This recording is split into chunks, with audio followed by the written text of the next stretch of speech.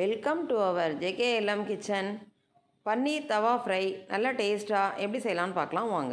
First time நம்ம சேனலில் பார்க்குறவங்களா இருந்தால் சப்ஸ்கிரைப் பண்ணி பெல் பட்டனை கிளிக் பண்ணி ஆல்ன்ற ஆப்ஷனையும் கிளிக் பண்ணிக்கிட்டா நான் போடுற வீடியோஸ் உங்களுக்கு உடனே நோட்டிஃபை ஆகும்.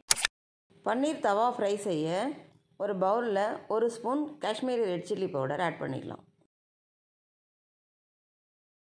1/4 ஸ்பூன் மஞ்சள் தூள், 1 ஸ்பூன் தனியாத்தூள், 1/2 ஸ்பூன் வறுத்து பொடித்த சீரகத்தூள், 1/2 ஸ்பூன் கரம் மசாலா, 1 ஸ்பூன் இஞ்சி பூண்டு விழுது, 1 ஸ்பூன் தயிர், 1/2 ஸ்பூன் கார்ன்ஃப்ளவர்,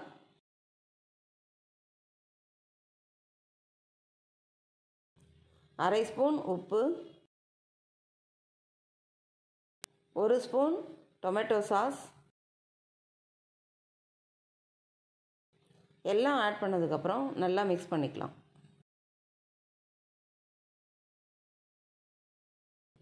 அதோட 1 ஸ்பூன் தண்ணி ஆட் பண்ணிக்கலாம். தண்ணி ஆட் பண்ணதுக்கப்புறம் நல்லா மிக்ஸ் பண்ணிக்கலாம்.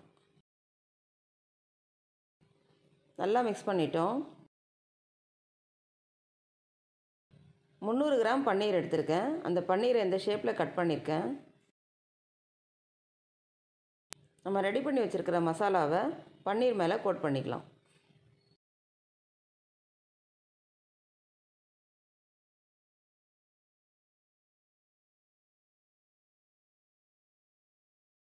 இதே மாதிரி எல்லா பன்னீரையும் கோட் பண்ணி எடுத்துக்கலாம்.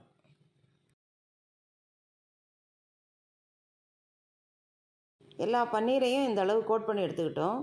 இதை 1/2 மணி நேரம் ஃப்ரிட்ஜில் வச்சு எடுத்துக்கலாம். 1/2 மணி நேரம் ஃப்ரிட்ஜில் வச்சு எடுத்துக்கிட்டோம்.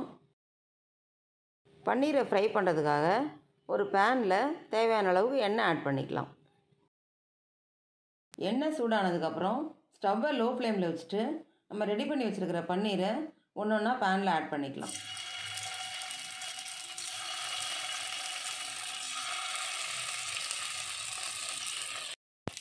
ஸ்டவ்வை லோ ஃப்ளேமில் வச்சுட்டு எல்லா பக்கமும் ஃப்ரை ஆகிற அளவுக்கு திருப்பி விட்டுக்கலாம்.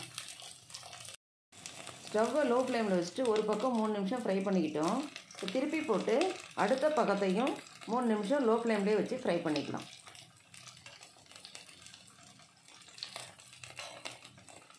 பன்னீர் இந்த அளவுக்கு நல்லா கிறிஸ்பியாக ஃப்ரை ஆகிடுச்சு. இதே மாதிரி மீதி இருக்கிற எல்லா பன்னீரையும் ஃப்ரை பண்ணிக்கலாம். நல்ல டேஸ்டான பன்னீர் தவா ஃப்ரை ரெடி பண்ணிட்டோம். இந்த வீடியோ உங்களுக்கு பிடிச்சிருந்தா லைக் பண்ணுங்கள், கமெண்ட் பண்ணுங்கள், ஷேர் பண்ணுங்கள், மறக்காமல் சப்ஸ்கிரைப் பண்ணுங்கள்.